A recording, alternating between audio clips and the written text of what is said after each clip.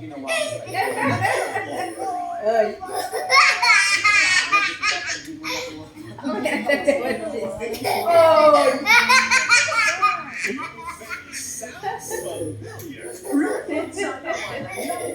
Napapagod ako sa iyo.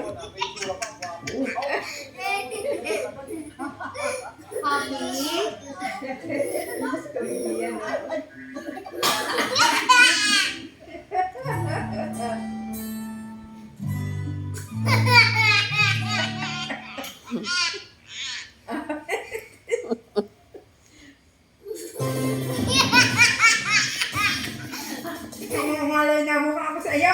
Nagsumite ang Commission on Audit sa Ombudsman ng karagdagang at ang fraud audit report para sa flood control project sa Bulacan.